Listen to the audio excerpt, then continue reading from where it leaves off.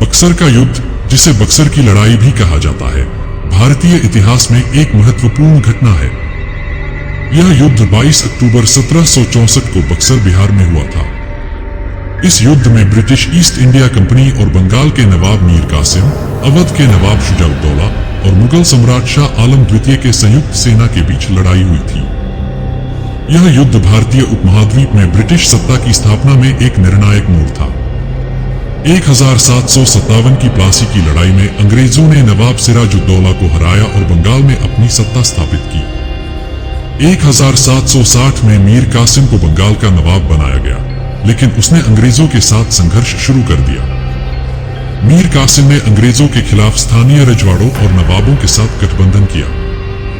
अंग्रेजों ने पटना और आसपास के क्षेत्रों में अपनी किलेबंदी मजबूत की। 1763 में गिरिया के युद्ध में मीर कासिम ने अंग्रेजों के खिलाफ लड़ाई लड़ी, लेकिन हार गया और उसे बिहार से भागना पड़ा।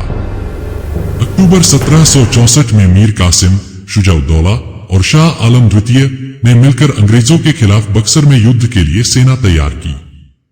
22 अक्टूबर 1764 में बक्सर के युद्ध का आरंभ हुआ, जिसमें अंग्रेजों की सेना, जिसे हेक्टर मुनरो ने नेतृत्व किया, बक्सर के मैदान में मीर कासिम, शुजा-उद-दौला और शाह आलम द्वितीय की संयुक्त सेना से भिड़ी। युद्ध में अंग्रेजों ने आधुनिक हथियारों और संगठन का प्रयोग किया, जबकि संयुक्त सेना को आपसी तालमेल की कमी से नुकसान हुआ, जिसमें अंग्रेजों की निर्णायक जीत हुई और मीर कासिम को भागना पड़ा। शुजा-उद-दौला ने शरण ली और शाह आलम द्वितीय ने अंग्रेजों के साथ 1765 में इलाहाबाद की संधि कर ली और उन्हें बंगाल, बिहार और उड़ीसा का दीवानी अधिकार दिया। इस युद्ध के बाद ब्रिटिश ईस्ट इंडिया कंपनी ने भारत में अपनी सत्ता को मजबूती से स्थापित किया।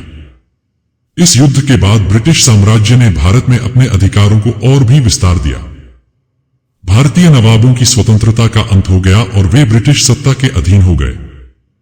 यह युद्ध भारतीय उपमहाद्वीप के सामरिक और राजनीतिक ढांचे में एक महत्वपूर्ण परिवर्तन का प्रतीक बना।